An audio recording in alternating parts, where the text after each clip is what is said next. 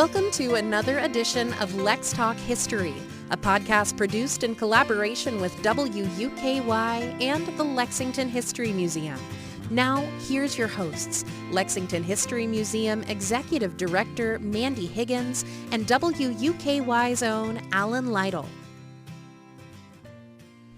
Hello again, Mandy. Hi, Alan. Well, July is in the books, and boy, what an entire month it was. It was. July, it was hot, and it's okay that we think that it's over. I think we're ready to not be so hot in July. But, of course, we had a great month, culinary month, so many food activities happening across the county. The museum had a great month with visitors in our new 250 Lex exhibit, which we were very excited about and will obviously be up for another year. So you still have many, many days to come visit the exhibit, as you should. We also had some great programming happen, some really nice groups come through. So if you're looking for a place to have a small meeting or to have a team building event, we would love to have you at the museum for that. It's been a good month. We're glad. Wasn't there something with World War II? Yes. Okay, talk a little bit about that. Yeah, so for this month's HOP, for July's HOP, we had students from the Sister Cities program that is run out of LFUCG. They spent 3 weeks in Deauville, France, which is in Normandy, where part of their project and their time there, they have been researching Lexingtonians who died in the Battle of Normandy and are buried in Deauville. They came.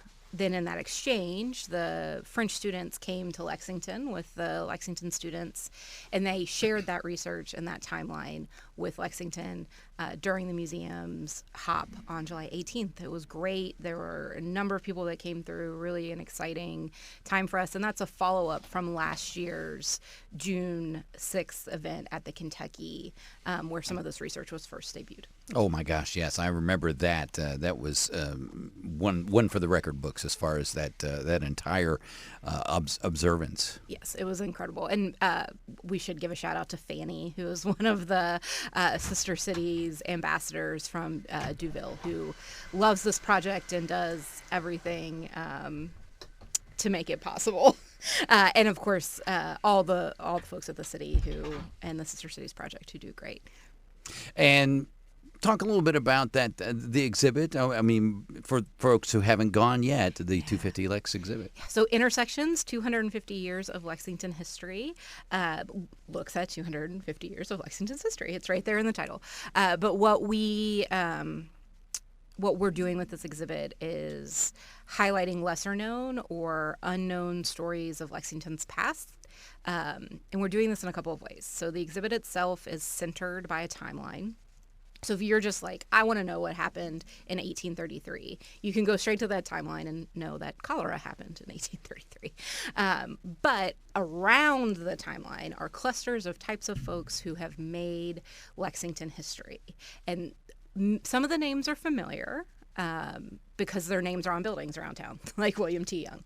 But lots of folks may not know that what Mr. Young did, why his name is on buildings all around town. So we have business leaders, and we'll talk a little bit about business in a minute, education, equine, medicine, sports, something for everybody, to learn a little bit more about the folks who've made Lexington. It is both very serious history. We do talk about cholera and we talk about enslavement and things like that, and has some whimsy to it, because if we're going to celebrate 250 years, there needs to be a little bit of fun. So we talk a little bit about Smiley Pete, the town dog. Sports, as we all know on this podcast, I love sports. So we had a really fun sports section. And then there are a couple more clusters that are going to come in the next month or so. You can't talk about Lexington without talking about food and hospitality. So that will come. We'll do a little bit on politics. And full disclosure, listeners, I'm coming back from vacation and my brain's not fully functioning yet. There's still sand between the toes. There are. Yeah. There are a few, there's a little bit of jet lag.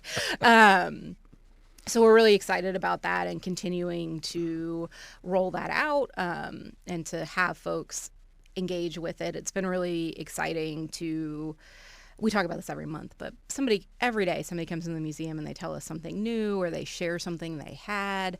And this Intersections exhibit is a really, really compelling way for folks to engage with parts of the city and the city's history that they don't always consider but have been there. Like the development of Rupp Arena is much more, it is the mecca of college basketball. Like, come on, guys. Without a doubt.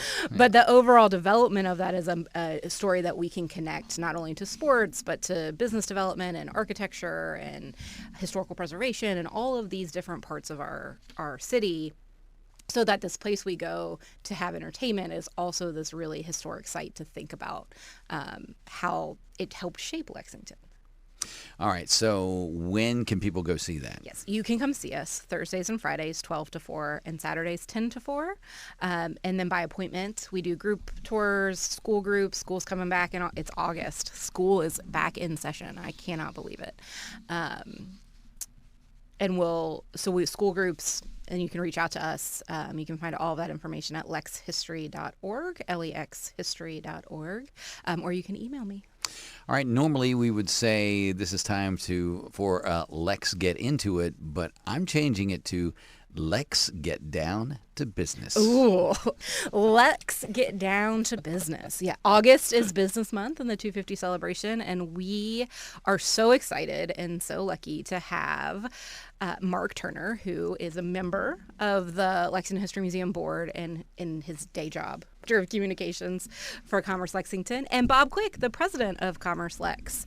Thank you all for being here.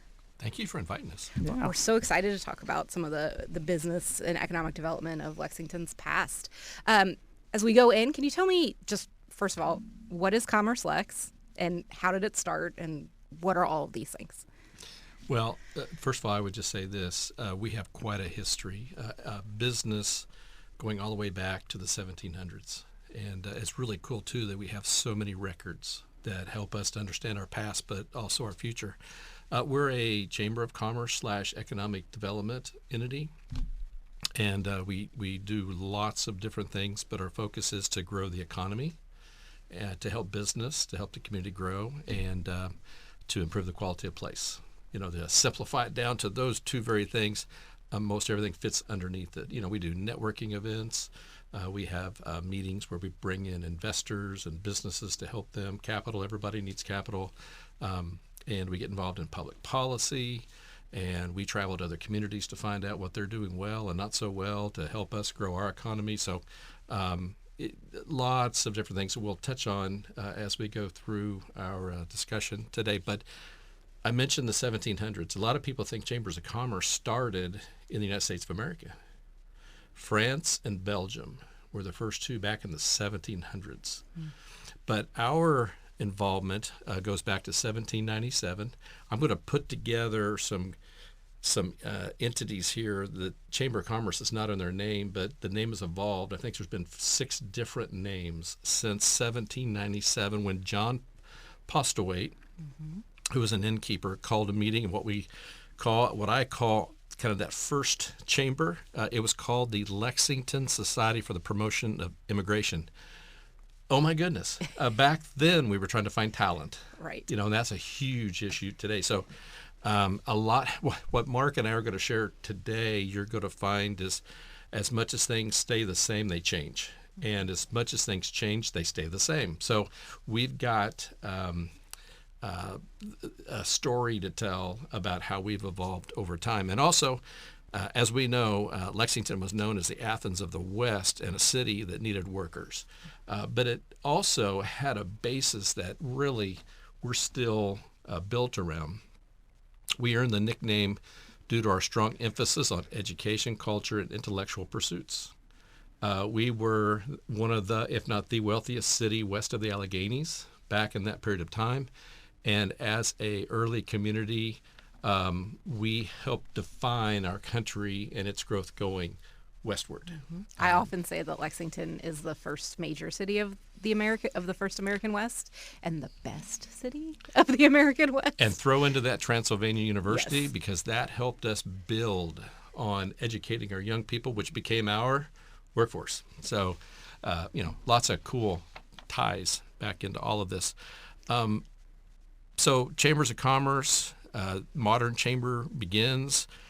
The chamber as we know today in Lexington began in 1881. So you're going to find maybe some different dates and times and all that. But again, it depends on if we call ourselves Chamber of Commerce or the society, which they changed the second year because the other name was too long. Right.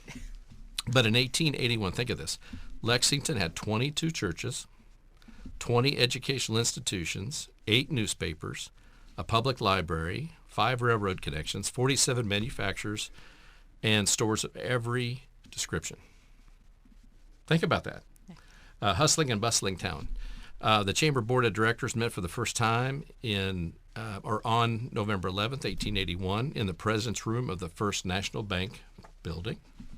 The Chamber offices formally opened in December of 1881, and the volunteer president, Avery Winston, accepted the chair role. So, very interesting.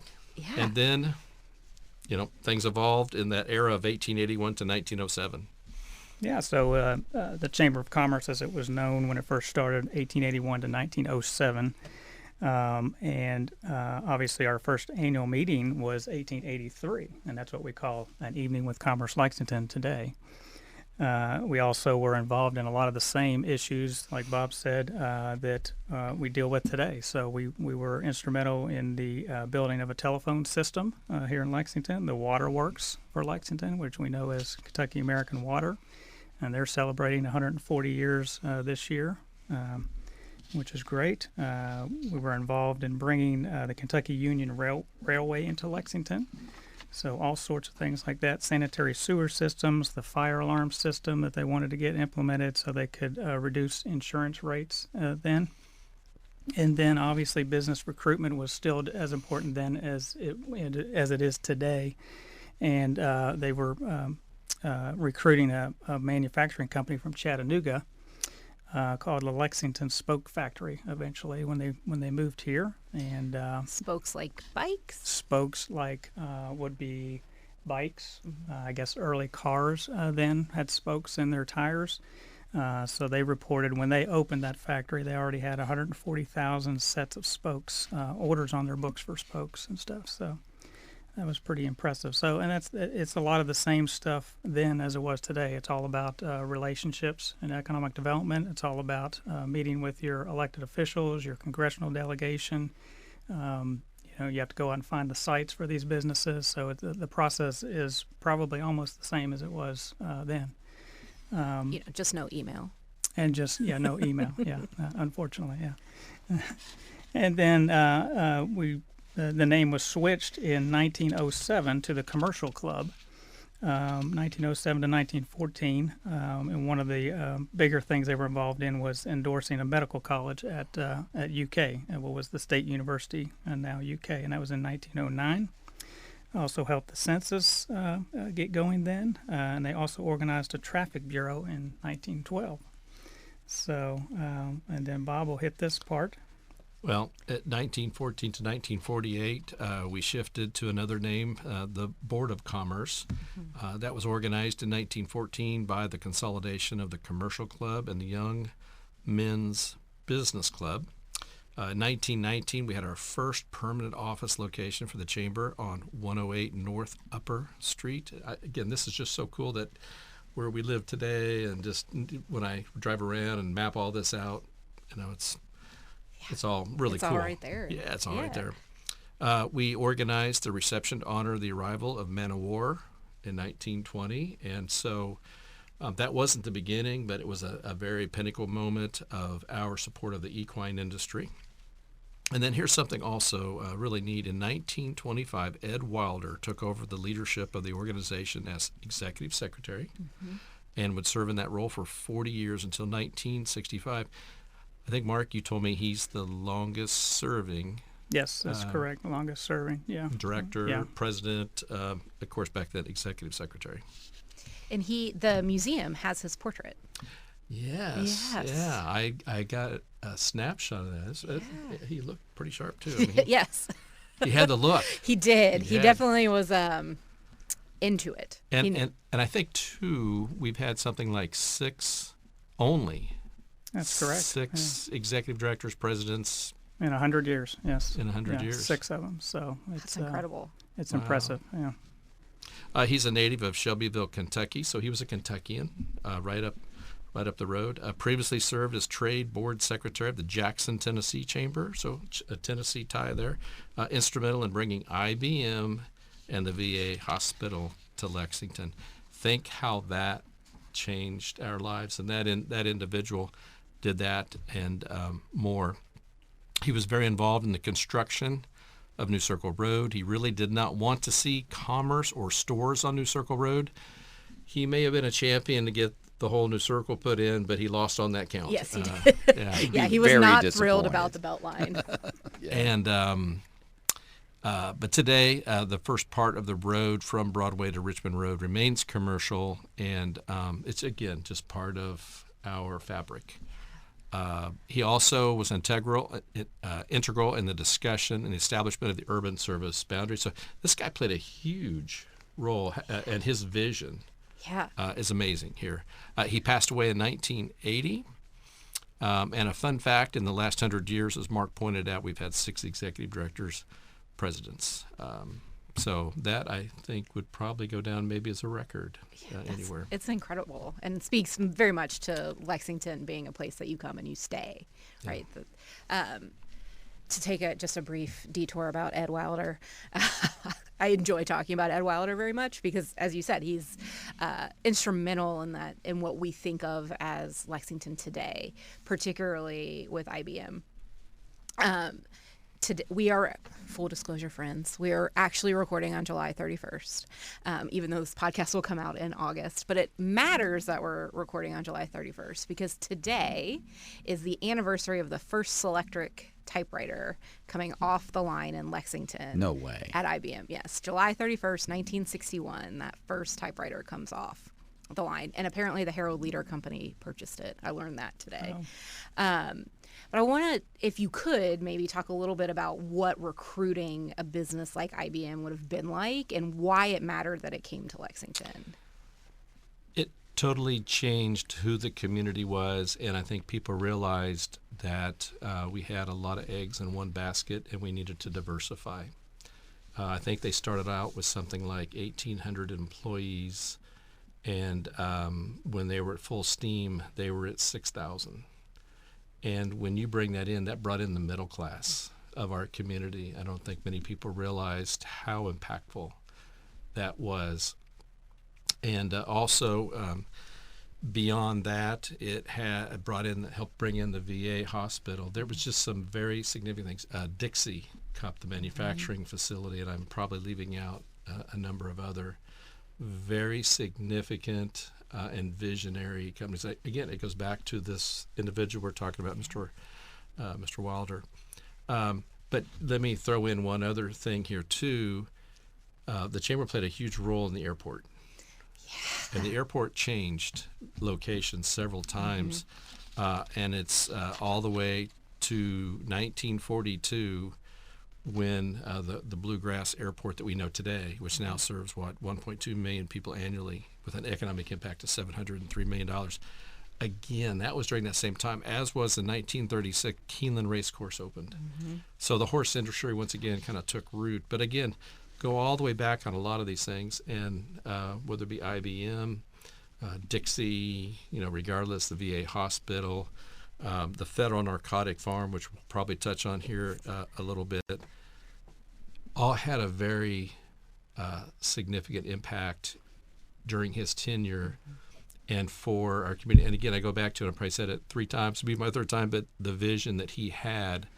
But a lot of people have vision and they don't know how to carry things out. He could do both. Yes. And we benefited, and I think he's probably a name that few people know, but quite frankly, if anything on when we have discussions like this, we do podcasts that we can keep bringing his name up for, again, his vision. Yeah. When we were offered that portrait of Mr. Wilder, this is a full, truthful disclosure. We were like, I don't know, do we need another portrait of just some guy in a chair? Like, the portrait is beautiful. We'll link it. But do we really need it?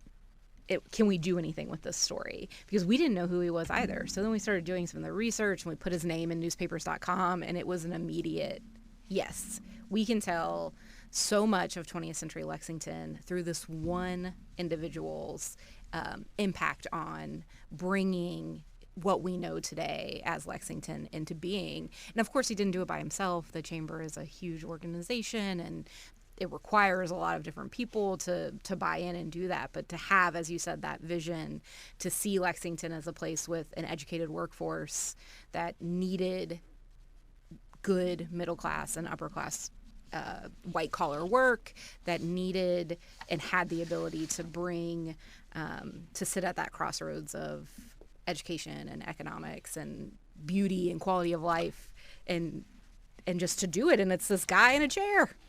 And you know, Mandy, I look at, if you compare then and how significant you just described the impact of kind of building the foundation of which our community has built on over the years here.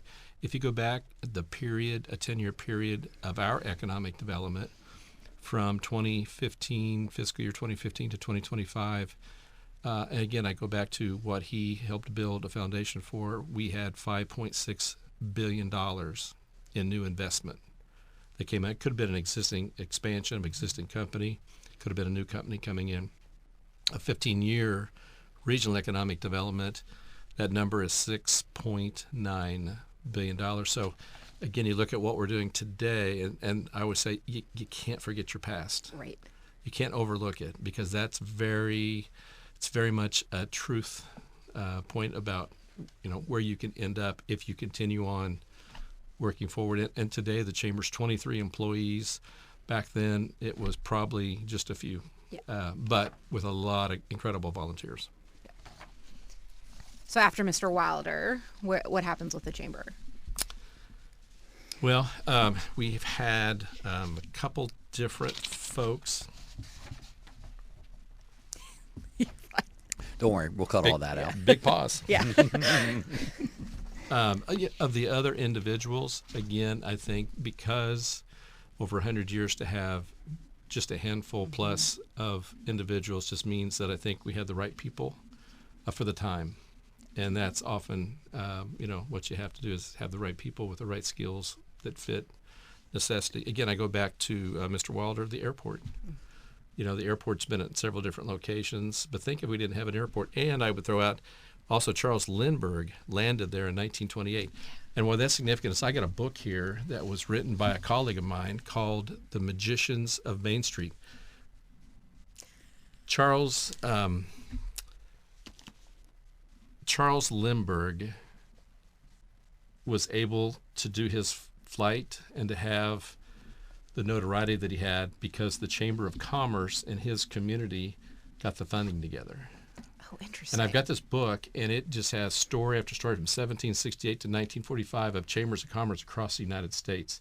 This in itself is an interview to talk about how we helped with the Golden Gate Bridge and all these other different major pieces of infrastructure.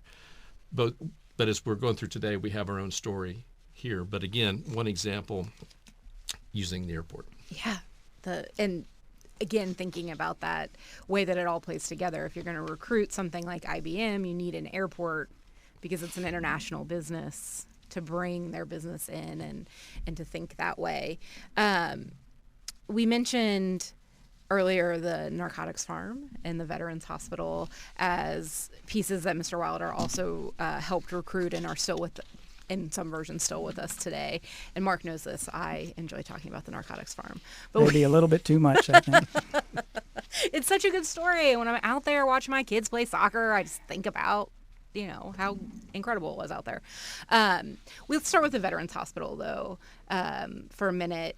On Leestown Pike, now Leestown Road. What does recruiting something like a Veterans Hospital do for a community, and why would it have been something that Lexington needed or wanted to be the home to? Well, it would have been huge back then, and still is today. But when you're trying to recruit something like that, again, it's the same thing. It's relationships. If you have those connections with your elected officials in Washington D.C., you may have a good senator or a congressman that knows, hey, here's a good location we can have for this particular thing. But it was much needed at that time, especially after the wars and things. When that's coming up, that's a huge deal for Lexington, and not only that, but the whole state. Yes. Yeah, and the again, that educated workforce of employees that can be educated at the medical school. The chamber helped celebrate into the University of Kentucky. So fun with the narcotics farm. We're not all, not Lexington is an incredible place. You mentioned the importance of relationships with federal officials. The narcotic farm is a really good example, I think, of how federal relationships can then benefit a locality. Exactly.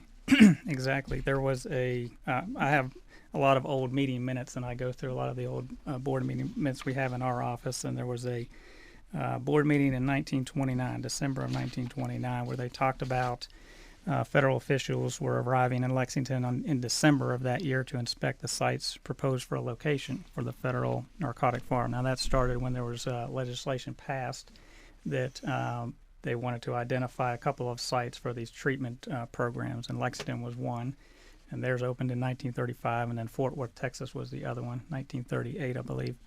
But even in that particular meeting, they were talking about they needed to have a county engineer do some surveying for the site, and they had a couple of individuals that were going to be in Washington later that week after the meeting to meet with folks and talk about the advantages of Lexington as a location for the narcotic farm in general. So again, it was the same stuff then as it is today. You have to meet with folks, you have to build those relationships and continue to follow up on those types of things as well.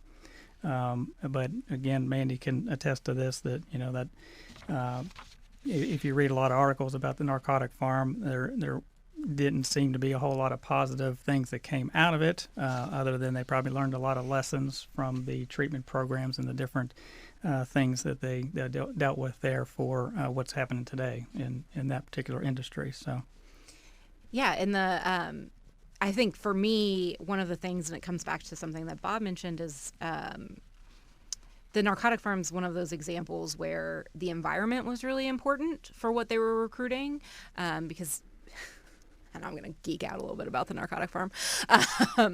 The farm itself was set up as a U.S. public health hospital, but what made it different than some of the other prison hospitals that the federal government had set up is that it was a working farm as well, particularly in the first 20 or 25 years of its history.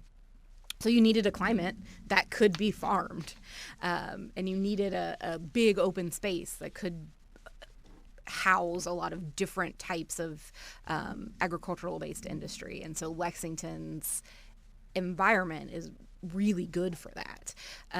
The other piece of that, and what I think about a lot for that facility, as it transitioned after World War II, in that 20-year period from about 1950 to when it closed in 1974, it started supporting some of the other businesses that had been recruited in, because they moved away from the farming aspect of rehabilitation and into work, prison industry work, in the similar ways that prisons work today. But one of their biggest pieces was microfilm. So the they were called patients. They were never called inmates. The patients would microfilm for businesses and for the university and for all these sorts of things. And as a historian, that is just makes me giddy to think about this really interesting facility in our town that is so wrapped up in sort of the image of jazz here, and the stories of the Lexington treatment and those sorts of things are also doing the really foundational work of us knowing who we are, because they're microfilming these really important pieces of paper and the newspaper and all these other things. And it all happens because there's a good relationship with the federal delegation. There's a ready and willing workforce and all of these, and it draws together so much of what makes Lexington what it is. And I'm going to geek out one more minute, and then this podcast isn't about me, but I just love the narcotics farm so much. UK had a really productive partnership with the farm and with the facility, particularly after World War II, in psychiatric nursing. And so they would do a number of their practicums at the narcotic farm. And one of those nurses left some materials to the Kentucky Historical Society, which is how I know all of these things. But they would literally teach how to work in a facility like that. A lot of their graduates went on to work at Eastern State and some of the other institutions, medical institutions in and around central Kentucky. And they would also teach about addicted medical professionals. So how to identify addiction in medical professionals, how to help medical professionals who had become addicted. And they're apparently, supposedly, one of the first places to do that. So Lexington is, again, helping move medicine forward and pioneer some of that in a place that was originally thought of as, here's a farm that we can try and rehabilitate some drug addicts on and see what happens. So again, that the vision of, right, what comes next and how do we make it go? And sometimes we don't know how that vision will evolve. So we talk about 1935, the narcotic farm, but also 20 years ago, 25 years ago, the federal government contacted, I think it was the Department of Interior, Mayor Jim Newberry, and said, we have some excess land next to what became the Federal Medical Center prison. And that led to Mayor Newberry talking to Stu Silverman, the school superintendent, who gave me a call and said, would Commerce Lexington support if we took some of this land for free and built an agri-science high school, which is what led to Locust Trace Agri-Science Center. I didn't know. See, I know. It's so cool. Isn't that wild? That is wild. And we had something like 20 ag students, FFA members, something in that range. So not very many. I know when I first came here, because I'm very active in FFA growing up. And now today we have, I think it's like over or around 350 ag students that have a connection through Locust Trace. And the name Locust Trace, I believe, if I'm correct, I think I am, that was the name of the farm before it became the Federal Narcotic Farm. So anyway, how all these things over time really just evolve. Yes. And into things that we had no clue.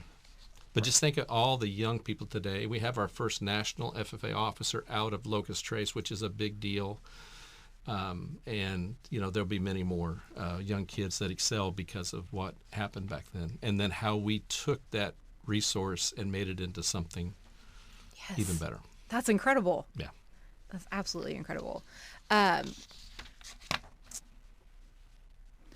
Well, that's a good. Sorry, go ahead, Mark. So back to your earlier question about what was after Mr. Wilder, that was Ray Gillespie was the executive director after that. So he took over in about 1967, I believe it was. And from that point, when you get into the 70s, obviously you have a lot of really significant things happening, like Rupp Arena Convention Center open. You have merged government, probably one of the most important things in Lexington still.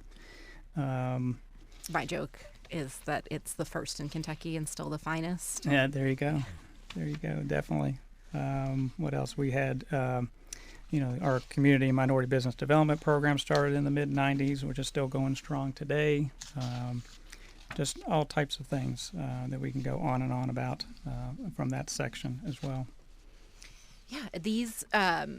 So we see this big change. We see, particularly in the the post-war era, World War II era, as commercialism and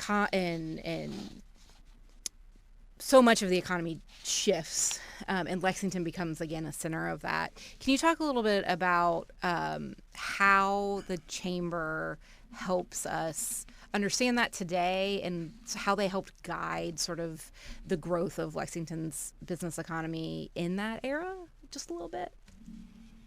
Going back to post-World War II, I think it, again, just continues to be where you have visionary leaders in the business community. We have big business, small business. We have all a very diversified programs that help large and small business, retail, manufacturers, and everything in between, higher education. I think at some point in time, communities that have really worked hard and taken a vision and turned it into solid infrastructure, solid education systems, when you see that, those kind of communities just continue to evolve unless we take our eye off of the vision of what we can and should be. But I think a lot of it is we started off as the Athens of the Midwest. We had our culture, our commercial side. We did so many of the things right, and we've continued over the decades and over the centuries to continue to develop out who we are. But it takes those unique individuals, that have that vision and then can execute on that. The Chamber's always played a huge role. The business community, it knows that we can make the quality of life better. But as Mark and I can attest and tell you, and you live it, is that we got to keep evolving. We talk about technology that we dealt with back then, or issues. Horsepower back then was horses. Today it's Toyota and the automotive sector. If you look at the railroad coming through, we still have it, and that's incredible, but we have north, south, east, west interstate system that connects us to 2/3 of the population of the United States on any given day. When you look at technology, and it was the phone system then, me growing up on a farm, we had that dial tone. We thought we were in heaven when we got that put in, and now it's artificial intelligence. You talk to a band on your wrist, and it takes commands and it does things for you. So we just have to stay ahead and not fall behind, because when you fall behind, you're out of touch, and we lose companies that are here, or we have a hard time recruiting in. And it's just the opposite. People want to be here. Today, the issue is housing, and talent, trying to keep that rich talent that we have. Because people will often, our graduates look and say, that place, the grass is greener. Two of my 3 kids did. They moved away. But then, you know what, after a couple of years, they said, I can't wait to get back. Lexington's home. So I just want to emphasize, we've done so much right. And that puts a lot of pressure, I think, back on the people like Mark and Bob and all the folks back in our offices, working with the mayor and working with elected officials, the council, our state representatives, our federal officials. That's why we touch base on all of those things. We keep a dialogue going. They know us, we know them. And we want to make sure one day when that other interview comes up, the podcast, and people are talking, that they talk about the things that we did to grow the economy and make it even better. Simple things. A lot of the things we learned is Mr. Wilder, he went out and he recruited in businesses, but the community reached out. They went to Louisville. They did a leadership trip to try to say, hey, how can we work more closely together? Well, for 80 years, we've done leadership trips where we go to a different community. We learn from the things they've done well and the things that if they could do it all over again, they'd do different. Their mistakes, the potholes that maybe they didn't get around. And we're beneficiaries of that. But so much, again, of the past, we're able to build on and go forward with. Yeah, that's an incredible piece of that while it's new, it's not new, as you said earlier. Well, and our airport right now, there's a massive expansion going on of parking. There's a vision now of moving the control tower and then putting in additional parking, a parking ramp there like what we have now. And bigger planes are coming in. So that's evolved in a positive way. Eric Frankel, I hope he goes down in history as one of the most noted leaders we had because of his vision and the airport board. With these big planes coming in, they need bigger space. Right. So we got things like that going on. That Legacy Park, that's a really an important piece of property that was a trade between the city of Lexington and the University of Kentucky. But did you know that started in a meeting room at Commerce Lexington where all the sides were brought in? We knew we needed more land for economic development. We were out of land, or we're getting very close to being totally out of land. And these visionary folks came together, figured out a way. It was Jim Gray as mayor at the time and Eli Capilouto, president UK. And we figured out how we could make Legacy Park realistic and take it further with Mayor Gordon and the current administration. looking regionally, multiple counties coming together with a business park unheard of, sharing revenues unheard of 10, 15, 20 years ago. And today, people, the vision, they get it. Those city-county lines mean something significant to the public sector, but in the private sector, we don't know lines. But how we then can take all the things that we have collectively, vision, and the tools that we have in front of us, and the ability to go and to get along with other counties and to help each other get better. When you help one of the other 9 counties or 8 counties that are in this regional competitiveness effort that we're doing, when you help all of them, we're helping ourselves, and that vision's there. It wasn't always there, and you would think that it's kind of hard to understand why. But we're working together in ways that I'm telling you, 10, 15 years ago, people said it was just a dream. It's incredible. It's so, and that's, such a great way of thinking about Lexington today and thinking regionally and globally that, this isn't new necessarily, but again, we're doing it that way. To go off script just a little bit, but to think about the community work, I do want to take a minute before we end to talk about another program that the Chamber has led for more than 40 years, and that's Leadership Lexington and the work that it does for the city. If you could talk a little bit about Leadership Lexington and maybe where it came from and why it is such an important piece of what we do. Well, Leadership Lexington is our sort of our cornerstone leadership development program. Started in 1979. It was the first class. They probably say it's the best class. I don't know. They're wrong. They all say that. 23, 24, best class. It could be. So it obviously it's changed a lot since 1979, but it's generally a 10-month program where the participants meet each month and they talk about a particular topic or segment of the economy in Lexington, and they visit different sites and hear from different leaders across the community and learn all about that.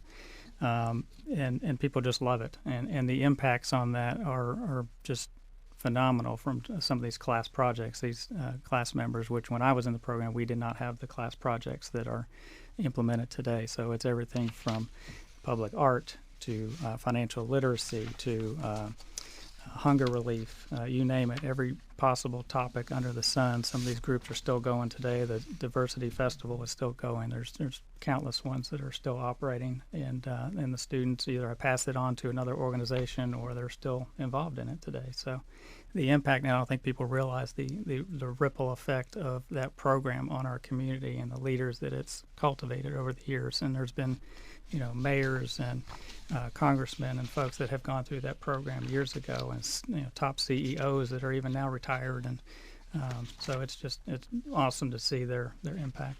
Yeah, I really can't recommend it enough.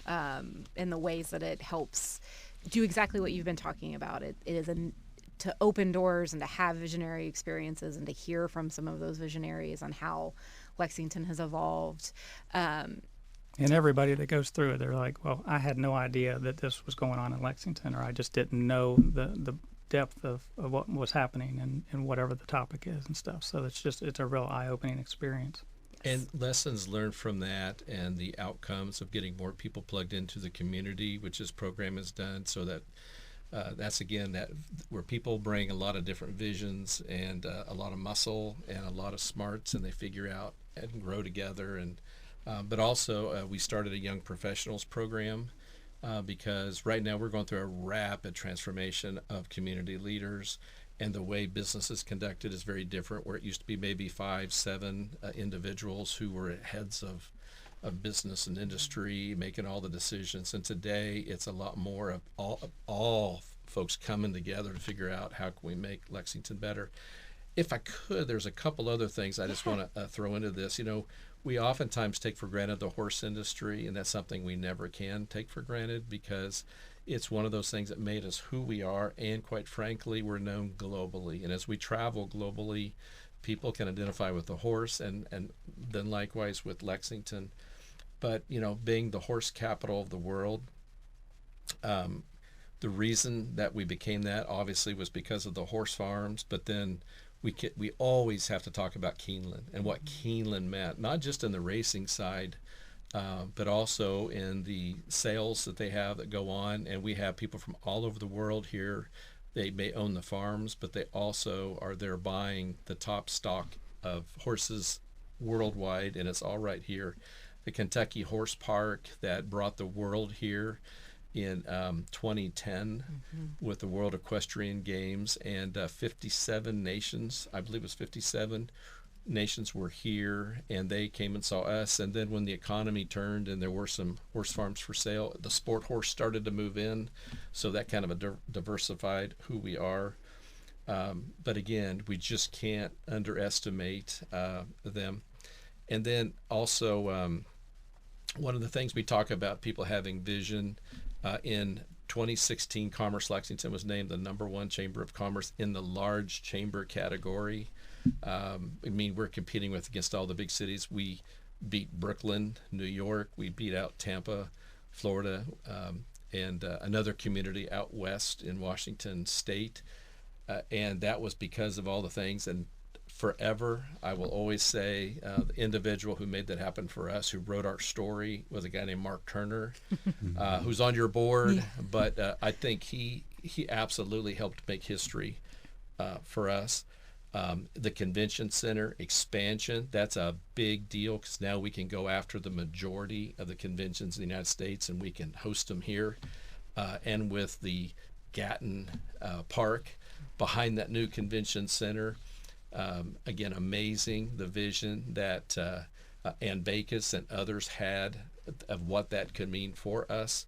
So there's just so many other things. The Minority Business Accelerator, we want all people, and all people can contribute and be part of all these different things that we do, but we made it very pointed effort to make sure we bring all folks together. Urban service boundary expanded for the first time in 27 years. Again, it'll allow us growth, but we always have to have that balance and that careful eye on that.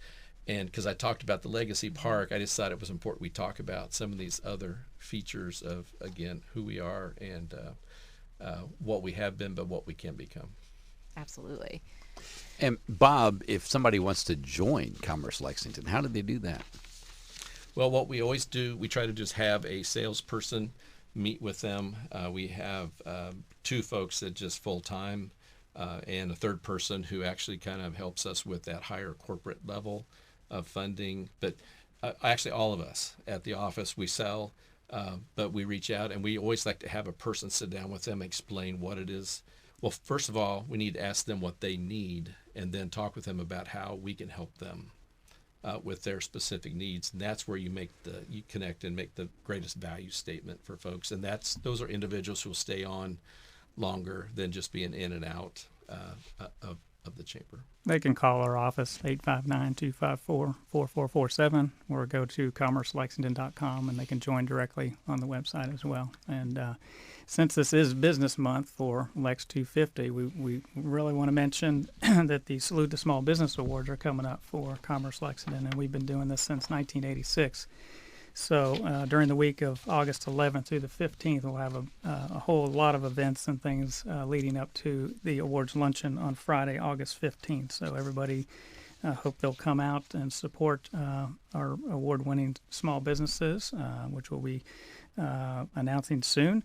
We'll have a Facebook Live segments that week. We'll have an educational panel on Tuesday, August 12th. We'll have a small business night at the ballpark at Legends Field on Wednesday, August 13th. So come on out and celebrate small business in general, but also these great businesses that are being awarded things this year. So.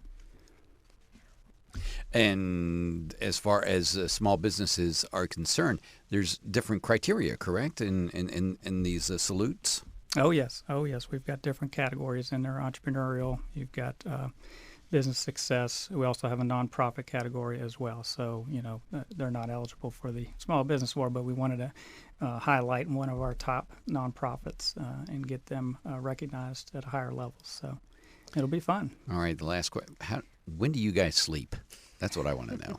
I mean, not with often. all of that going on, when do you guys sleep? Not often. Yeah. We're always on a high.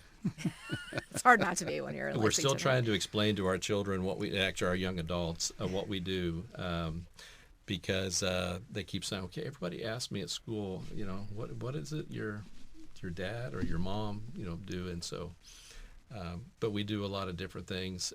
To me, it's one of the richest opportunities of a lifetime, and especially to be in Lexington, Kentucky, one of the most revered and respected communities, not because of what we say, but of all those different things we talked about. And again, we can never forget our past. What we're building our future on is what happened. IBM became Lexmark, which is now Xerox, and the world keeps turning, and we keep churning out some incredible things worldwide. And in my free time, I go to Lexington History Museum, which I will be at tonight. Oh, there you go. Going full Perfect. circle. We love it, Yeah. Mark. Thank you all so much. I'm sure we could do this for hours, but I'm so glad you were here and to share with us this month. Yes, and speaking of this month, what is going on at the museum? So obviously Intersections is there and you can come see us. We are also the second host of Queer Here and Everywhere, the 250 Lex supported Faulkner Morgan archive traveling exhibit about LGBTQ plus history in Lexington and Kentucky and throughout the state. So that'll be on display from through about mid-September. And on August 27th at 6:30 p.m., Josh Porter, who you all have heard from on the podcast. Oh, yeah. He's been on twice. Yeah. We'll be giving a gallery talk about the development of that exhibit and some of the information within it. So look for event details soon on our website. And then, of course, it's back to school. So as your students get back into the classroom and they start asking questions, bring them down so we can help them put Lexington's history into the context of what they're learning in their classrooms. Yes, and you always open the door and swing it very, very wide for school groups. Always. We, my Alan knows this, but I don't know if listeners do. I spent a lot of time in the classroom before I came to the museum world, and one of the great joys is watching students' eyes light up when they can make a connection, particularly a local connection to something they've learned elsewhere or something they know about the wider world. So we would love to have students there. And the 250 exhibit will do just that. We certainly hope. Yes, we absolutely hope so. And the other part of that 250 exhibit, related to what Bob was talking about with vision, is that we want people to see that it was individuals working with other folks that they knew to make this vision for whatever they had possible. If it was Transylvania Medical School in the 19th century or the building of Rupp Arena or whatever it is, it took individuals talking to each other and working together to make that possible. And that is the intersection that we hope so many people will grasp onto. Well, with that in mind, anything to sort of drop for September? Well, September is Sports Month. So just listeners, get excited because I have so much to say about sports in this town. You were going to wave that big blue pennant. I can't wait. All through the studio. Yes. I know that's going to be happening. So, all right. Well, that is all the time that we have this month for Lex Talk History, and we will see you next month. You've been listening to Lex Talk History, a monthly podcast produced in collaboration with WUKY and the Lexington History Museum. Subscribe to our show wherever you get your podcasts, or download Lex Talk History from the podcast page at WUKY.org. And if you haven't done so already, please make plans to visit the Lexington History Museum soon. Get started on your tour at lexhistory.org.